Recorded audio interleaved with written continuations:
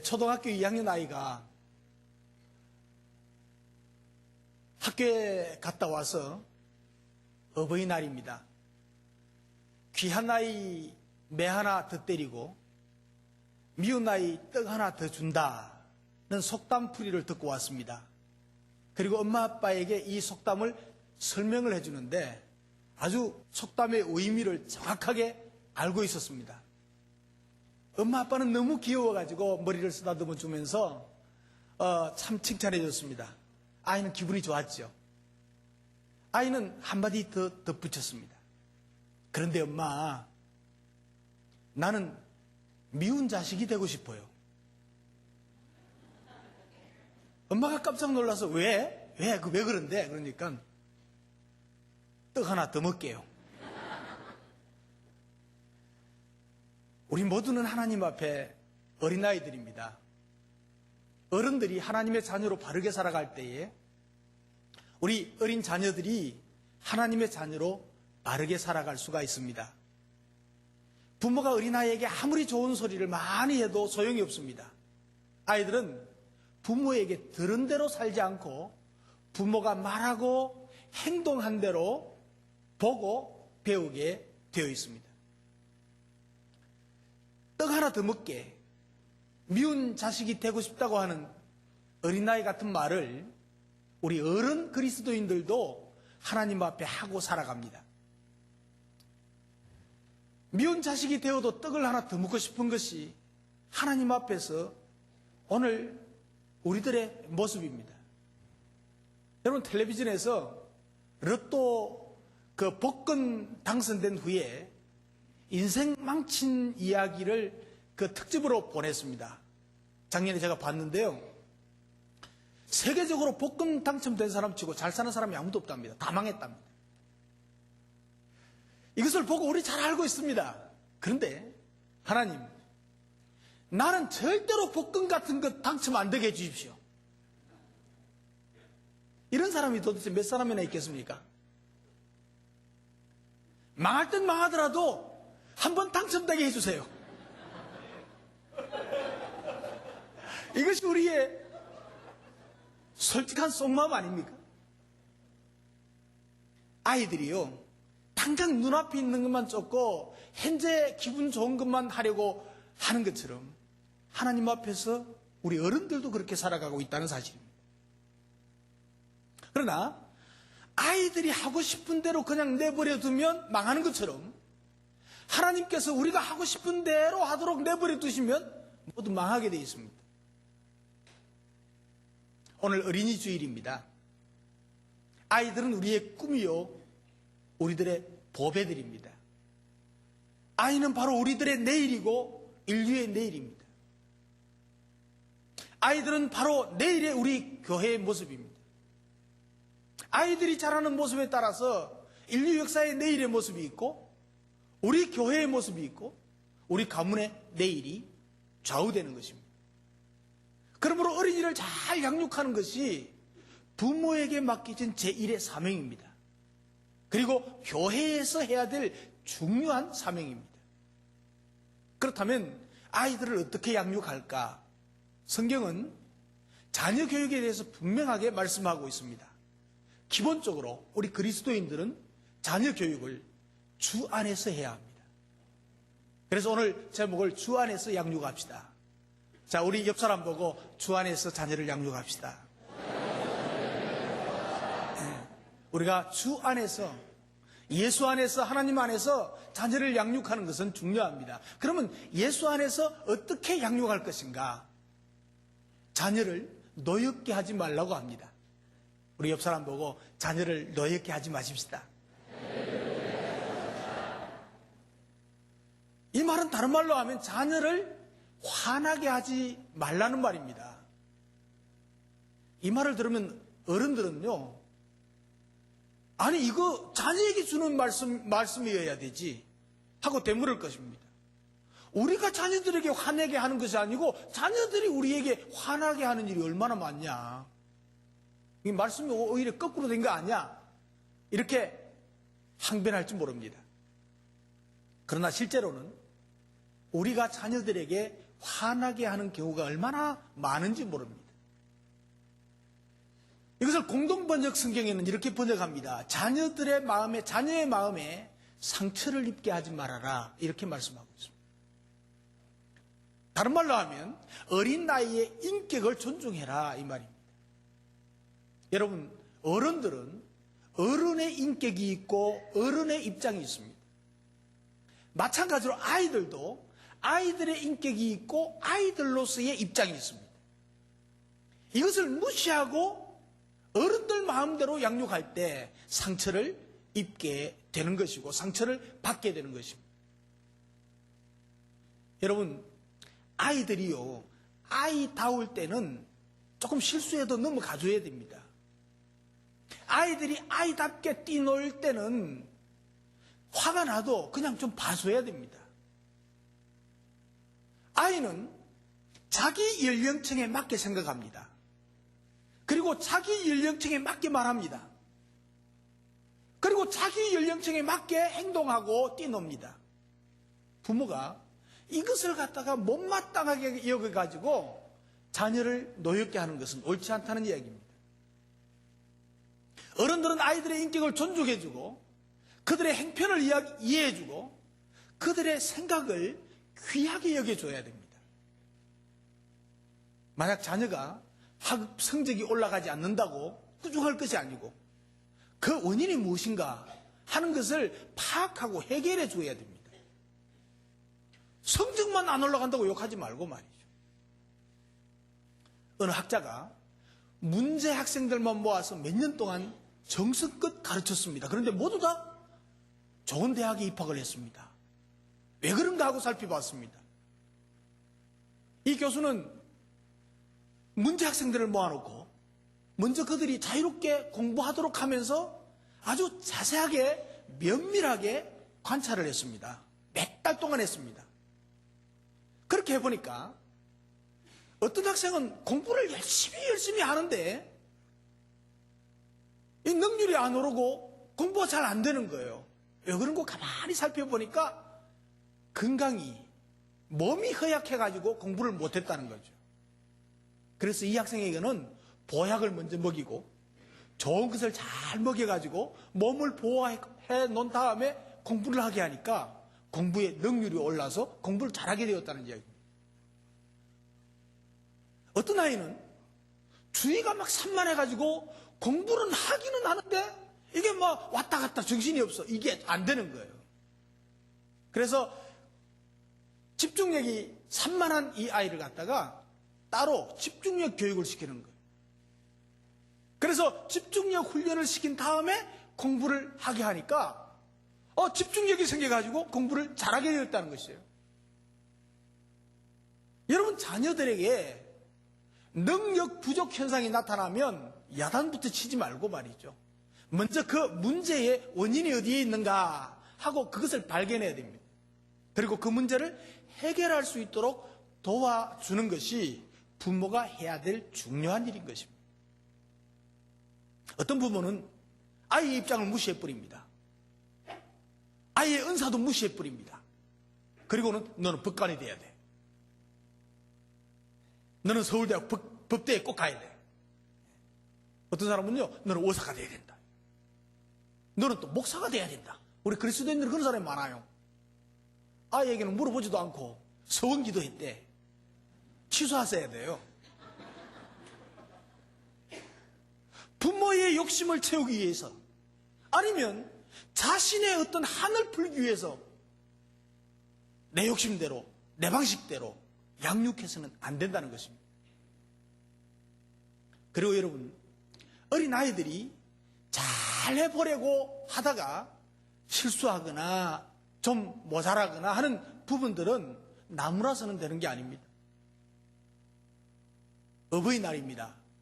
자녀들이요, 부모님을 아주 기쁘게 해드리기 위해서 이제 연구를 했습니다. 그리고 자녀들이 힘을 합해가지고 부모님을 기쁘게 해드리기 위해서 막 문에 스카치 테이프로 그림도 붙이고 부모님 사랑합니다 하고 글도 써가지고 막 벽에 붙이고 온 벽에 문에 사방에 막 도배를 했습니다. 그리고는 엄마 아빠가 퇴근하는 시간에 자기 수준대로 재미있게 차려입고 말이죠. 예, 모자도 만들어 쓰고 말이죠. 그리고 케이크도 준비해 놨습니다. 그런데 그날 밤 들어온 부모님은 좋아하기는커녕 화만 냈습니다. 아니 이게 뭐야 이게? 예? 집안을 온통 난리판으로 난장판으로 만들어 놨잖아 이거. 예? 누가 이런 짓 하라고 그랬어? 이 문은 도대체 이게 뭐야 이게? 예? 스카치 테이프로 다 버려놓고 이거야 청소하자면 한참 걸리겠네. 또 누가 이런 행편없는 케이크 사놓으라고 그랬어? 저런 걸 도대체 누가 먹냐? 살려면 좋은 거 사지. 너희는 머리도 없냐? 생각을 해봐라. 저 생각을 머리 좀 굴려라. 야단을 쳤습니다. 이렇게 했다고 하면 아이들은 어떻게 되겠습니까? 그 자녀들이 뭐가 되겠냐 말이죠. 좀 실수해도 좀 맛없는 거 샀다고 해도 그건 넘어갈 줄 알아야죠. 그리고 잘했다고 칭찬해 줄 줄 알아야죠. 거기에다가 야단치면 어떻게 됩니까? 아이들의 속마음을 이해해주고 읽어줘야 될 필요가 있다는 거죠. 부모가 감정이 막 상했다고 해서 아이들에게 화풀이 하는 경우가 없습니까, 여러분? 자기들끼리 부부싸움 해놓고는 아이에게 막 화풀이 한단 말이에요. 예? 평소에는 그냥 막 지나치던 것을 그날은 꼬투리 잡아가지고 붙잡고 혼을 내준단 말이에요. 여러분, 어른들이요, 자기 감정을 잘 조절하고 나서 자녀들을 교육하든지 자녀와 대화를 하든지 해야 됩니다. 이 화난 감정을 가진 채로 하는 것은 옳지 않습니다. 그래서 자기 감정 상태를 잘 살펴본 후에 아이에게 꾸지람을 하든지 뭐 교육을 하든지 해야지요. 지나치게 엄하거나 지나친 징계도 자녀를 노엽게 하는 것입니다. 어떤 이는 아이를 꼼짝도 못하게 해요. 얼마나 무섭게 하는지 아이를 벌벌 떨게 하고 어쩔 줄 몰라 하게 하는 집안도 있어요. 우리 믿는 집안에도 그런 사람이 있어요. 그런 것들은 자녀를 노엽게 하는 것입니다. 여러분, 우리가 자신들을 살펴서 자녀들을 노엽게 하고 있지 않느냐 하는 것을 살펴서 이제부터 노엽게 하지 않는 여러분들의 자녀 교육이 되시기를 주님의 이름으로 축복합니다. 그리고 주 안에서 자녀들을 어떻게 교육해야 되느냐? 자녀를 적절하게 징계해야 합니다. 옆 사람 보고요, 자녀를 적절하게 징계하십시다. 여러분, 교육에는 균형이 필요합니다. 균형. 오늘 본문에는 자녀를 노엽게 하지 말라고 그랬습니다. 무조건 꾸짖지도 말고 징계하지도 말라는 말이 아닙니다. 잠언 13장 24절에 보면 초다를 참아 못하는 자는 그 자식을 미워합니다. 자식을 사랑하는 자는 건실히 징계하느니라. 때릴 수 있어야 된다는 얘기입니다. 이 두 말씀의 한계와 범위 안에서 자식을 아주 균형 있게 양육해야 됩니다. 꾸짖지도 않고 그러면 안 된다는 지. 과거의 그 유교식 교육은 지나칠 정도로 엄격했습니다. 그리고 폐쇄적이었습니다. 반면에 요즘은요, 교육이 자율성을 강조합니다. 그래서 자녀의 개성을 개발해서 용기를 주고 개발시켜야 된다고 주장합니다. 그리고 통제나 강제적인 것은 절대로 안 되고 체벌이나 교정도 필요 없다고 주장합니다. 이것이 몬테소리 교육의 원리입니다. 모든 것을 어린이 스스로 결정하고 그리고 선택하도록 허락합니다. 이런 개념은 인간이 본성이 전적으로 선하다는 개념에서 출발합니다. 그래서 어린아이가 하고 싶은 대로 내버려 두라고 하는데 그것은 아이들을 기만하는 것입니다.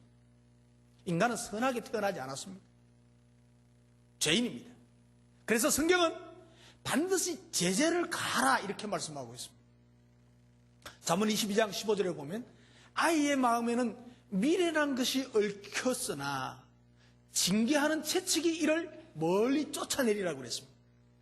여러분, 아이들에게는 미련한 것이 막 얽혀 있다고요. 근데 징계하는 채찍이 그것을 쫓아낸다고 말씀합니다. 징계가 없으면 안 된다는 거예요. 어떤 평소에 존경하는 분에게 어떤 이가 찾아와서 이제 이야기를 하던 중에 아이에 대한 이야기를 했습니다. 이 방문객은 아이에 대해서 말이 나오니까 막 열을 토하면서 침을 튀기면서 이야기합니다. 저는 아이들을 자유롭게 생각하고 행동하도록 내버려 두어야 된다고 생각해요. 그래야 그들이 일찍부터 자기들이 스스로 결심하고 이제 결단하는 법을 배우거든요. 아이들이 지니고 있는 그 잠재력을 완전히 키워나가는 유일한 길은 바로 이렇게 아이들을 자유롭게 키우는 것이라고 생각합니다. 그러니까 주인이 말이죠. 말을 딱 중단시키고 우리 정원에 가자. 그리고 이제 정원에 데리고 꽃구경을 시켰습니다. 정원을 다 둘러보니까 정원이 좀 컸던 모양이죠. 아, 대단히 참 좋다. 잘 가꾸었다. 그런데 한쪽에 가니까 이게 형편없어요. 그래서 이 방문객이 주인에게 말했습니다. 아니, 왜 여기는 잡초들밖에 없습니까? 그랬습니다. 그러니까 주인이 이렇게 말했습니다. 여기도 예전에는 꽃들로 가득 찼었죠. 그러나 금년에는 손질을 안 하고 일부러 내버려 뒀다고. 자기들이 자라고 싶은 대로 그냥 한번 자라보라고. 어떻게 되는지 한번 보려고요. 그랬더니 이 꼴이 되었답니다. 여러분도 어떻습니까? 아이들 자기 잘하는 대로 놔둬버리면 잡초가 무성하게 되어서 안 됩니다. 요즘 부모들은요, 자녀들의 길을 죽여서는 안 된다고 생각을 합니다. 그래서 학교에서는 체벌하는 선생님을 막 고발하기도 합니다. 근데 이게 교회 안에서도 좀 답답할 때가 있습니다. 막 교회 안에서 마음대로 뛰돌아다니고 기물을 막 파손해도 그냥 둡니다. 저 유아실에는 오늘은 조용한 것 같네. 예배 시간에 막 울어도 징징대도 그냥 둔단 말이죠. 예? 옆 사람도 생각하지 안 하고. 유아실에 오는 어머니들 보면 좀 두 부류가 있는 것 같아요. 한 부류는 예배를 참 잘 드려야 되겠다. 그리고 예배를 참 그 말씀을 잘 들어야 되겠고 이런 마음으로 아이를 잘 다스리고 이제 또닥거리고 그리고 같이 예배 드리는 그런 부모가 있는가 하면 아이 중심으로 아이고 예배는 뭐 말씀은 뭐 이래 아이 좀 이러고 아이만 또닥거리는 부모가 있어요. 또 한 부모는 자기는 예배 드리면서 아이들은 뭐 뛰놀든지 울든지 말든지 그냥 내버려 두는 유아실이 잘 듣고 있죠? 예. 그런 분이 계셔. 그러면 예배를 참 잘 드리려고 하는 분들이 시험을 받아요. 그래서 우리 유아실에는 지난주에 뭐 칼럼도 목회자 코너에 썼던데 좀 큰 아이들은 좀 유치부로 유아부로 좀 보내고 그리고 또 그 어린 아이들도 그 예배 드리는데 같이 예배 드리기에 좀 부담스러우면 유아부로 보내면 됩니다. 그래서 유아실에도 좀 복잡하지만 그래도 신경을 쓰면 좋을 것 같아요. 우리가 혹시 그 큰 식당에 가보면 아이들이 막 뛰놀면서 사람들이 식사하는데 지장을 초래하는 사람들이 있죠. 우리 교회 자녀들은 그런 분 없겠죠. 아이들을 좀 잘 따로 데리고 식당에서도 기본적인 에티켓은 지킬 수 있도록 하는 게 중요하단 말이죠. 그래서 성경에 보면 자식을 건실히 징계하지 않아서 그 가정이 가문이 비참하게 되는 꼴을 볼 수가 있습니다. 예를 들면 구약 성경에 나타난 엘리 제사장 두 아들이 있었습니다. 험리와 비느하스 두 아들이 있었는데 제사장의 아들은 자동으로 제사장이 되는 겁니다. 그런데 이 사람들이 제사장이 되기도 전에 백성들이 성전에 제사 드리려고 짐승을 가지고 오면 그것을 낚아 채가지고 자기가 먹고 굽어먹고 찢어먹고 볶아먹고 그걸 마음대로 하고 막 엉뚱한 짓을 하는 거예요. 엉뚱한 짓을. 그래도 엘리 제사장은 가만히 내버려 뒀어. 그러니까 어떻게 됐습니까? 그 두 아들은 비참하게 죽고 엘리 제사장도 결국은 비참하게 죽고 말았어요. 가문이 망해버리게 됐어요. 여러분 우리가 굉장히 존경하고 대단하게 생각하는 다윗도 말이죠. 그 아도니아라는 아들이 있었어. 아들이 많았으니까. 성경의 기록에 보면 그 아도니아에 대해서 이렇게 기록되어 있어요. 그 부친이 내가 어찌해서 그리 했느냐 하는 말로 한 번도 저를 섭섭하게 한 일이 없었더라. 그 아들 중에서 아도니아에게만 그랬어. 그런데 어떻게 됐습니까? 그놈이 구태타를 일으켰어요. 얼마나 다윗이 어렵고 힘들었는지 몰라요. 여러분, 그러므로 자식을 사랑하는 부모라면 건실히 징계해야 합니다. 바르게 양육하기 위해서는 채찍을 두려워해서는 안 됩니다. 그렇다고 해서 좀 마음에 안 들면 막 두들기 패고 그러면 안 되고요. 채찍을 너무 아끼면 아이를 버리게 될 수도 있습니다. 후에는 부모를 욕되게 하는 자식이 되고 말 수도 있습니다. 여러분 가정에 잡초가 자라나는 정원이 아니고 사론의 장미꽃 같은 자녀들이 자라는 아름다운 정원이 되시기를 주님의 이름으로 축복합니다. 그리고 주 안에서 자녀를 양육하려면 삶의 모범을 보여야 합니다. 옆 사람 보고 삶의 모범을 보이십시다. 여기 오늘 사진에 보면 주의 교양과 훈계로 양육하라. 이 말을 어떻게 설명할까? 오늘 주보에는 세 번째 대지가 주의 교양과 훈계로 양육하라 그래 되어 있을 겁니다. 좀 바꾸셔야 돼요. 제가 이걸 가만히 생각하면서 어떻게 바르게 해석할까? 그러면서 삶의 모범을 보여야 된다로 바꾸었습니다. 이 말은 주 안에서 부모가 먼저 삶의 모범이 돼야 된다 하는 것을 말하고 있습니다. 아이들은 말로부터 배우는 것보다도 삶과 행동에서 많은 것을 배웁니다. 그렇기 때문에 부모님들은 하나님의 대리인으로서 아이들에게 바른 삶의 모습을 보여줘야 됩니다. 바르게 신앙생활을 하는 것이 무엇인가?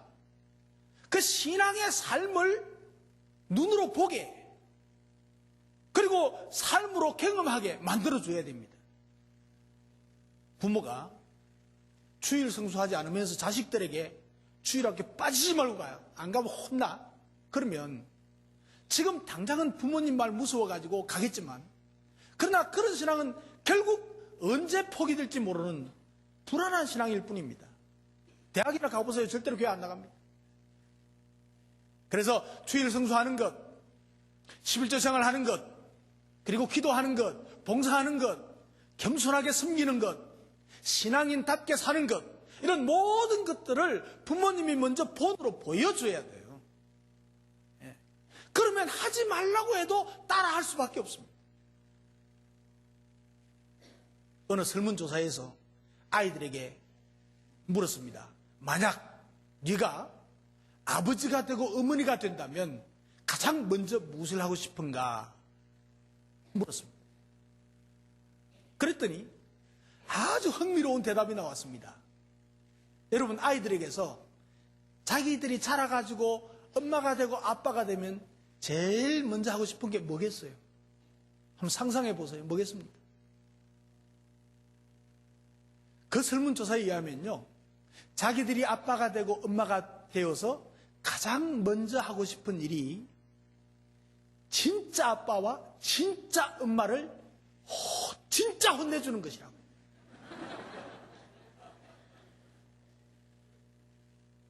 그 이유가 무엇입니까? 그동안 엄마 아빠도 잘못한 것이 너무 많다는 것입니다. 그런데 엄마 아빠는 실수하고 잘못해도 아무런 반성이나 벌을 받지 않으면서 자기들이 잘못하면 어김없이 나무라고 혼내키기 때문에 너무나도 불공평하게 느낀다는 거예요. 그래서 삶은 없고 말로만 가르치려는 부모들이 많다는 것을 입증해 주는 내용입니다. 여러분, 이런 말이 있습니다. 비행 청소년은 없다. 단지 비행 부모가 있을 뿐이다. 문제아 뒤에는 반드시 문제 부모가 있다는 말입니다. 사랑하는 성도 여러분, 지금 여러분의 모습이 10년, 20년 후에 여러분 아이들이 어른이 됐을 때의 모습 그대로라는 사실을 생각해 보셨습니까? 틀림이 없습니다. 그러면 지금 여러분들의 모습이 그 아이가 어른이 되었을 때의 모습입니다. 그러기에 부모는 아이들에게 본을 보여주는 사람이 돼야 돼요. 록펠러는 가난해서 세계적인 부자죠. 9살 때부터 남의 집 점원으로 일했던 사람이에요. 그가 세계적인 거부가 되었습니다. 근데 그는 어머니가 가르쳐준 주의 교양과 훈계로 세계적인 인물이 되었다고 고백하고 있습니다. 그의 어머니가 어떻게 가르쳤습니까? 자기도 실천하면서 그 아들에게 가르쳐준 것이 하나님을 친아버지로 섬겨라. 첫째. 두 번째, 목사님을 하나님 다음으로 잘 섬겨라. 요거는 내가 마음에 드는 거예요. 여러분은 목자들을 잘 섬겨야 돼. 그리고 주일에는 꼭 본교에서 예배드리라. 이것도 제가 마음에 드는 거예요. 특별히. 그리고 그 다음에는 오른쪽 주머니는 항상 11조 주머니로 해라. 철저하게 11조 생활을 가르쳐. 그리고 아침에는 목표를 세우고 기도해라. 저녁에는 잠자리에 들기 전에 반성하면서 기도해라. 그리고 아침에는 꼭 하나님의 말씀을 읽어라. 그리고 남을 도울 수 있으면 힘껏 도와라. 그리고 예배 시간에 항상 앞자리에 앉아라. 여러분, 이 10가지는요, 굉장히 중요한 것입니다. 본을 보이면서 이렇게 가르치니까 그가 그 말씀대로 살아서 하나님 앞에 복을 받았어요. 본을 보이면서 가르치는 것이 주의 교양과 훈계로 가르치는 것입니다. 말씀을 마무리하겠습니다. 자식은 여호와의 주신 기업입니다. 태의 열매는 그의 상급이라고 성경은 말씀합니다. 동시에 자식은 하나님께서 우리에게 위탁해 주신 소중한 존재들입니다. 그러므로 우리 자신들의 기쁨을 위한 것도 아니고 우리의 욕심을 채우기 위한 도구도 아닙니다. 그들은 주님의 뜻대로 길러져야 되고 주님의 형상대로 양육받아야 합니다. 아무리 돈이 많아도 그 돈으로 아이의 육체를 성장시킬 수는 있지만 그 아이의 마음과 영혼을 성장시킬 수는 없습니다. 오직 하나님의 말씀만이 사랑하는 자녀들의 영혼을 성장시킬 수 있는 것입니다. 오늘 저와 여러분들 모두가 우리 자녀들을 노엽게 하지 말고 적절한 징계로 바로 잡아주고 삶의 모범을 보여서 온전한 하나님의 자녀로 양육할 수 있기를 주님의 이름으로 축복합니다.